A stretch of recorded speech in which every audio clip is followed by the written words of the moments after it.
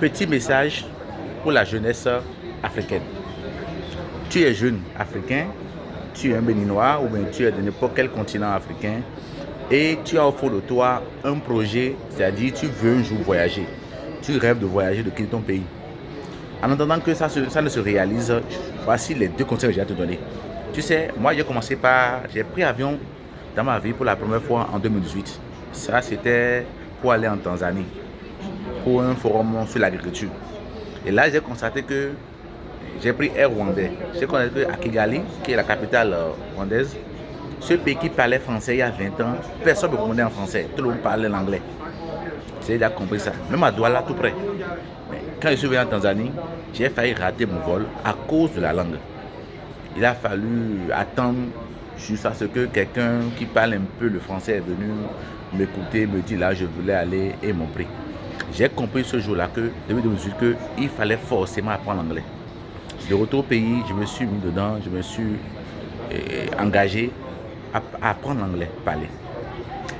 En 2022, j'ai eu la chance de voyager pour l'Europe pour la première fois en 2022. Et là, j'ai compris que même en France, les affaires se font en anglais. Puisque Paris maintenant, c'est un mélange de plusieurs langues. C'est plusieurs nationalités qui se retrouvent à Paris. Elles sont à Istanbul. Istanbul même, c'est encore plus. Eux ne parlent que la langue turque et un peu l'anglais. Ça veut dire quoi? Ça veut dire que c'est très important. Si tu es jeune et que tu es au pays, d'apprendre à l'heure où je te parle en même temps, apprends la langue anglaise et après maîtrise l'informatique. Ça t'aidera à t'en sortir.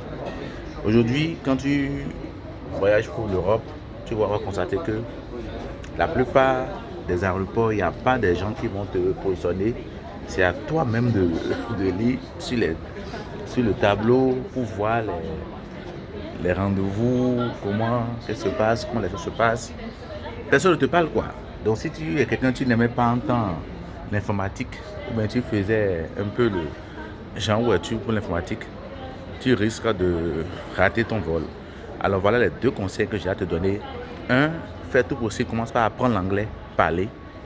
C'est la première langue vivante du monde. Après, aussi maîtriser l'informatique, parce que tout se passe aujourd'hui grâce au numérique. Ouais, voilà par exemple, nous sommes ici dans le terminal d'Istanbul. Regardez, tu descends, il y a l'écran là qui t'accueille. Tu vois l'écran? Voilà l'écran là. C'est que tu ne parles pas avec quelqu'un. Il n'y a personne pour t'orienter.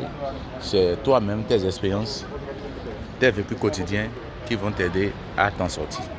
Alors donc, voilà le conseil que j'ai à te donner aujourd'hui. Merci beaucoup. Abonne-toi sur la chaîne chez SU, les Pamé TV ou Franck 24 TV. Le meilleur reste à venir. Ciao, ciao.